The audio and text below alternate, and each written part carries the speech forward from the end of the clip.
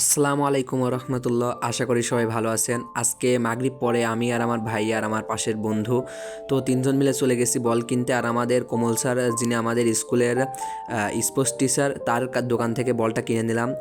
মূলত বাজারে একটু কাজ ছিল আর ভাইয়াকে বলেছিলাম বল কিনে দেওয়ার কথা। নতুন চাকরি পাওয়ার পর আমাকে বল কিনে দিছে। আর আমি বলের বিষয়ে অত কিছু জানি না বলে আমার বন্ধুকে নিয়ে গেছে। আমার বন্ধুর নাম হচ্ছে হাসান। আর বাজার থেকে একটু সেদ্ধ ডিম খেয়ে নিলাম, যেহেতু শীতকাল আসছে সেজন্য ডিম বিক্রি শুরু করছে। আর কালকে আমাদের বাসায় অনুষ্ঠান, সেজন্য আমরা মুরগির দোকান থেকে মুরগির দাম শুনলাম আর আমার বন্ধুকে লাভিয়ে দিয়ে আমরা বাড়িতে চলে আসছি।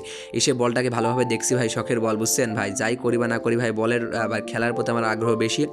আর পরের দিন সকালে ভাই শুক্রবার সকালে বাজারে চলে গেছি মাংস কিনতে। তো গরুর মাংস কিনতে গেছি। কষাই বললে একটু বসতে, আমি আর ভাই এখানে বসে অপেক্ষা করতেছি কখন মাংসটা দিবে। এই ফাঁকে আমার ভাই বললো চল এখানে বসে না থেকে ওদিকে গিয়ে একটু মুরগির দাম শুনে জিজ্ঞাসা করে আসি। তো এইদিকে আসার পরে আমরা মুরগিগুলো কিনলাম আর আমার হাতে 2টা ব্যাগই রয়েছে। আর আকাশের অবস্থা দেখেন, অনেক মেঘ লেগে গেছে। আর বাসায় আসার পরে দেখি বাবুর্চিরা বসে রয়েছে, রান্নাবান্না করে আমাদের জন্য অপেক্ষা করছিল। মাংস কিনে আনার পরে দেখি বাসায় চাষিরা মশলা মাখানো শেষ হয়েছে আর বাবুর্চিরা পানি গরম করতে দিছে। আর এদিকে দেখেন মশলাগুলো বাইরে এনেছি আর এখানে টক দই মিক্স করছে।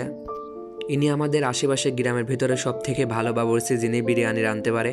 মূলত আমার ভাইয়ের নতুন চাকরি পাওয়ার উপলক্ষে আমরা মসজিদে বিরিয়ানির অনুষ্ঠান করেছি। আর ইনি আমাদের বড় ভাই, ফুফাতো ভাই, মেহেদি ভাই। তো সবাই মিলে এখানে বসে আড্ডা দিচ্ছি কাজের ফাঁকে ফাঁকে। আর এখানে দেখেন বিরিয়ানি রান্না শুরু করে দিছে, মশলাগুলো ঢেলে দিছে ভাতের ভিতরে। আর আব্বু আমাকে বললো ক্যান নিয়ে গিয়ে দাঁড়িয়ে থাক। আমরা দিকে ক্যান বলি, দড়ি বলা হয়। তো বৃষ্টির ভাব ভাব ছিল তো সেজন্য। আর এখানে দেখেন মাংস রান্না করে রেখে দিয়েছে আর আমাদের ভাতের ভিতরে ঢালছে। ভাই রান্না করা থেকে রান্না দেখতে অনেকটা ভালো লাগে, কারণ ভাই অনেক সুন্দর গন্ধ বের হয়, সুগন্ধ বের হয়। তো দেখেন আমাদের এক হাঁড়ি রান্না করা শেষ, সেজন্য আকারপাড়া থেকে নামিয়ে পাশে রাখছে এবং বাড়ি দিচ্ছে, কারণ ভিতরে ভাবটা আটকাবে হয়তো। আর আমার মামা দেখেন অনেক কিউট, আমার বোনের ছেলে, চাচাতো বোনের ছেলে।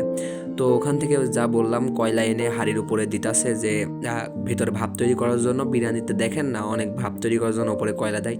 আর আমার বাড়ির পাশে যে দেখলেন চাচা, উনিও রান্নাবান্না করে।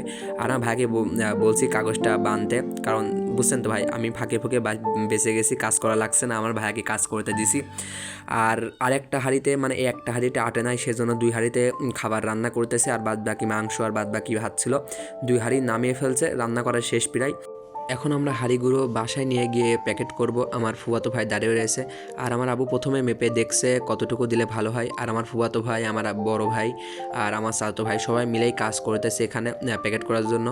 সবাই হচ্ছে বিরিয়ানি প্যাকেট করতেছে। আর আমার চাচাতো ভাইকে মানে শসা আর গ্যাডার দিছে কাগজটা পুরোপুরি প্যাকেট করার জন্য। আমি একটা 2-3টা করে শসা দিতেছি আর গ্যাডার দিয়ে পাশে পার করে দিতেছিলাম। আর আব্বু হচ্ছে ব্যাগে আর ডেক্সিতে ভরে রাখছে, কারণ ভাই সবাই মোটামুটি কাজ করছে। আর আমাদের খুব তাড়াতাড়ি কাজগুলো করা শেষ। এখন গোসল মোসল করে নামাজের উদ্দেশ্যে হাঁটা দিলাম, কারণ নামাজ শেষ হয়ে এগুলো আনবো। তো আমার বন্ধুকে ডাক দিলাম, হুজুর, বললাম এগুলো বলে দিতে। আর ওদিকে হচ্ছে অনুষ্ঠান চলছে বা মিলাদ চলতেছে, আর আমরা খাবারগুলো সব নিয়ে যাচ্ছি। ভাই আমাদের এদিকে আমার আমার বাড়ি, আমার সামনের বাড়ি, 2 বাড়িতে অনুষ্ঠান হচ্ছিলো। আর আমার দেখেন বন্ধু ছোটোবেলার, আমার বাড়ির পাশের এক ভাগ্নিকে বলেছিলাম ভিতর থেকে ভিডিও করে আনতে, কারণ আমি বড়, আমি গেলে আবার কানের তলে 2টা বসিয়ে দিতে পারে। আর ভিতরে মিলাদ চলতেছে দেখেন। আপনি আমাদের প্রকৃত ইমানদার মোমেন মুসলমান, আপনি আমাদেরকে কবরে ডাক দিয়ে না মাওলা, প্রকৃত ইমানদার মোমেন মুসলমান। আমাদের ভাই গ্রামটা ছোট গ্রাম, ছোট মসজিদ, আর আমাদের সবার ভিতরে মিল মহব্বত রয়েছে। আমার সব বন্ধু, ভাইস্তে, ভাইগনে সব, বুঝছেন, মানে আমার সম্পর্কে ছোট। কাজ বাজ সব শেষ, বিতরণ করা শেষ, এখন আমরা বাসায় ফিরছি। আর বিকালে না ঘুরলে হয় বলেন। সেদিন ছিল শুক্রবার, আমাদের বাড়ির পাশে রেল লাইনের পাশে হচ্ছে একটা পার্ক রয়েছে, সেখানে আমি আর আমার চাচা ভাই বাইক নিয়ে গিয়েছিলাম।